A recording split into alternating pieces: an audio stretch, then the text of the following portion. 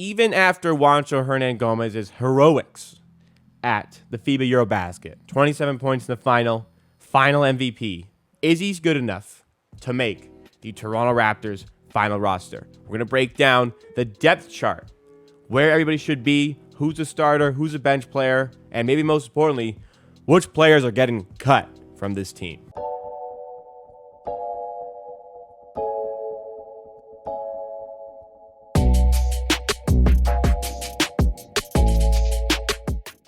So to speed us along here, I got a tier list ready to go. So, 6 categories. Starters, of course. The main bench, the main cast coming in, getting heavy minutes every game. The 10 to 12 in the lineup. The guys, if the matchups are right, maybe there's some injuries, they're going to get some play time off the bench. Maybe not a lot, maybe not every game, but they're going to get some play time here or there. The sporadic depth, these are the guys that make up the rest of the roster, the 13, 14, 15 guys in rotation. Mostly DNPs, garbage time sort of players, but they just fill out the roster.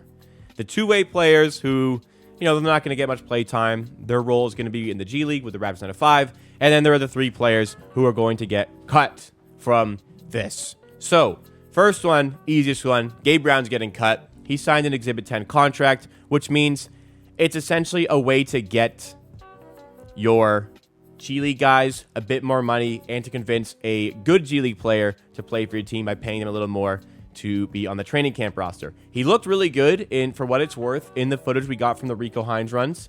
He looked a lot better than I thought he would be looking at those events. I get it, just scrimmages. I'm excited to see him play with the Raptors 9-5, but he was signed on a contract made for him to play in the G League. So it is what it is. He's not going to be there. He's going to get cut. Let's go with the starters because this is going to be obvious. You've got Fred VanVleet starting. The less obvious one we're going to talk about in a sec. You've got Pascal Siakam, of course. Where is he? Scotty Barnes, of course. OG Anunoby. Now, the next one is not of course. The next one, a decision needs to be made. I'm probably going to go with Gary Trent Jr. as the starter. I personally would start Precious Achiwua and bring Gary Trent Jr. off the bench. Use Gary Trent as a 6th man. That's not a downgrade to his role. That is simply a different role where he can still get 30 to 35 minutes. A little bit more of a freeness for him in his offensive game to do what he wants on offense. That's not a downgrade. But I think Achiuwa complements the starting 5 a little bit better. I'm doing this based on what I think is going to happen with Nick Nurse. And I think he is still going to start Gary Trent Jr. I think Achiuwa complements them more. And I think Gary Trent scoring off the bench would be great. But I don't think that's going to happen. Therefore, Achiuwa is going to be the 6th man and one of the main pieces off the bench, along with, I believe, Chris Boucher and Otto Porter Jr. I think those are going to be the main pieces coming off the bench, really impacting the game. Maybe Otto Porter a little bit more with Chris Boucher because of the floor spacing. But Achiuwa, after the Rising Stars game, which really was something that flipped the switch for him, as I mentioned in the amateur sports video that went out on Sunday. For Precious Achiuwa, he averaged over 12 points per game, 46% from the field, and almost 40% from 3 after the Rising Stars game in about a 25-game sample size. This for a player who only attempted 1-3 in his rookie season. Miami messed up with this guy. Thaddeus Young will round off the main bench, in my opinion. I don't think he's going to be as impactful or get as many minutes as these guys, but we saw him, especially in the playoffs, show his worth and show what he can do. I think he's a main part of the bench cast.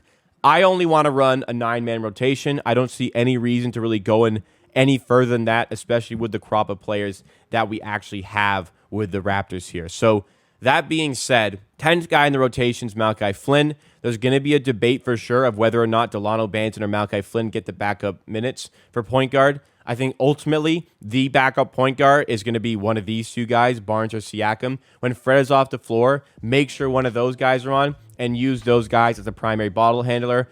Pascal Siakam showed in many cases last season that he was fully capable of doing that and running the offense rather surprisingly, especially from a playmaking standpoint. This guy, I remember a game he started point guard. I'm like, hey, that's interesting. And he got 10 assists. So he can absolutely do that. He's capable of it. I'd rather keep the best players in the court, not sacrifice talent just for positional fit.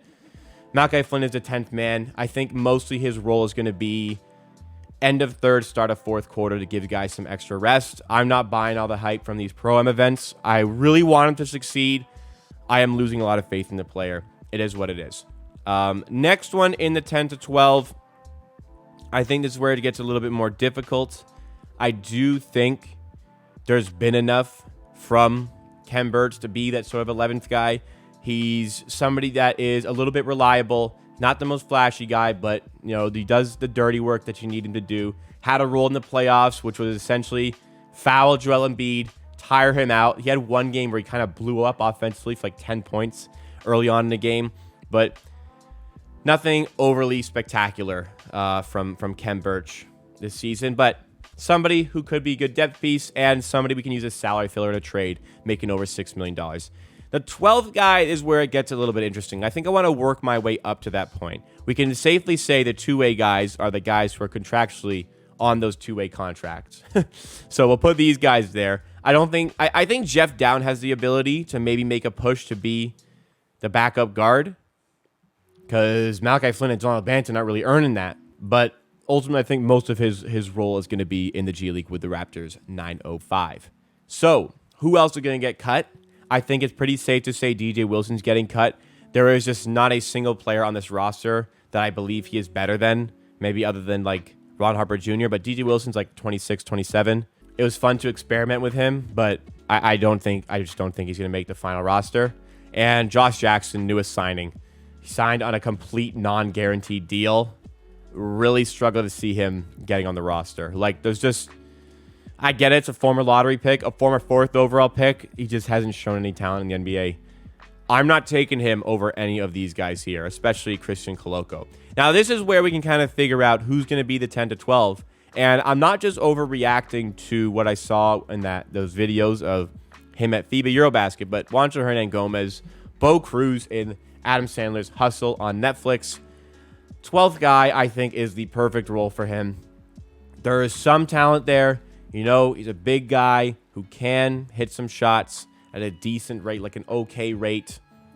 Has had some success, some brief success in some of his stints in the NBA. I think there's some sort of role for him. He got a guaranteed contract worth $2.3 million. I think I would play him over any of these three guys here. Koloko will put him in the depth chart. I'm more excited to see him with the G League. This is definitely a work-in-progress type of player, drafted 33rd overall by the Raptors. I think this is somebody who will definitely benefit from getting some of that time in the G League. The 905 last season really did not operate with an actual center. They had Romaro, I think his name was Romaro Hill. Last name was Hill. Or Gill. He was like 7'2". He wasn't that good. The Raptors play a very quick style, the Raptors 905. New coach now, no longer Patrick Mutombo. He's an assistant with the Suns now, I believe. New coach 905. I imagine they want to continue to instill the philosophy of playing that run and gun type of offense, move the ball quickly, get out in transition, because these are the type of players that the Raptors in the NBA want. So mold these guys in the G League with that system. Will be interesting to see how they use Koloko in that system as a result. Koloko can be a great defensive stopper, can be a great rim protector 100%, and I like that, but there's going to be some development time for Koloko, and I think the G League is a perfect place for him to do that. Then you go to Justin Champagnie, Delano Banton. Delano Banton is not getting cut. Justin Champagnie is better than DJ Wilson. He's better than Josh Jackson. I'm going to put him in the sporadic depth category. He's only like 21 years old. I really liked what I saw in some flashes last season, and I think he deserves another chance to prove his value. It's a big shame he got injured right before Summer League and wasn't able to participate. But I'd be sick to not see him get another chance to develop, because especially late season in the G League, he was exceptional in that 905 team. Really developed his three-point game, really developed his ball handling and slashing game. These aren't things that he's going to need in the NBA, but he's proven in the NBA already to be an excellent rebounder, especially on the offensive glass, and somebody who can space the floor, just sit in the corner and hit threes for you. That is a role that he can fill in the NBA, and if necessary, I can see him doing that. I could see him moving in here ahead of Juancho Hernangomez, but I feel like Hernangomez is going to be that 12th man for the team, at least from the start. So there you have it. This is how I think the rotation is going to operate. I really don't think we're going to see consistent backup minutes from Malachi Flynn. So that's why I have him down here. These guys are going to be getting the bulk of the minutes off the bench. The starters, of course, Great starting lineup. All of them averaged above 15 points per game last season. The only team in the NBA who managed to have all 5 of their starters do that. I think Achiwua this season as a 6-man can get up to like 12, 13, 14 points per game. Maybe put himself a little bit in an MIP conversation. 6-man, don't see it. If Gary drops here, we put Achiwua here. I think there is a 6-man of the year candidate on our team, but I don't think they're going to take out Gary Trent Jr. from the starting lineup. But will be very interesting to see what they do on day 1.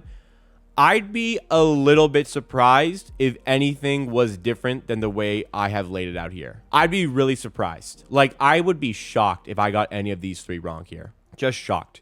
You can have 15 players on your NBA roster, plus 2 to make it 17 on the 2-way guys.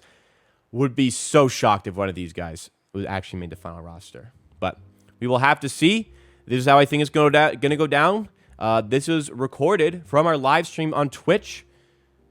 If you want to check out these sort of streams, you can do so with the Twitch link down below. If you want to just continue to watch the best highlights from our Twitch streams on YouTube on Amateur Clips, and you're watching there, be sure to subscribe to the channel. We're getting really close to 1,000 subs. You can like the video as well to help spread the word of the channel. And just know that the watch parties that I do for Raptors games, every single game, are coming back to YouTube this year on my main channel, Amateur Hour Sports. Nearly 12,000 subs there. So make sure you stay tuned for that content, starting with the preseason games. See you again next time for another clip on Amateur Hour Clips.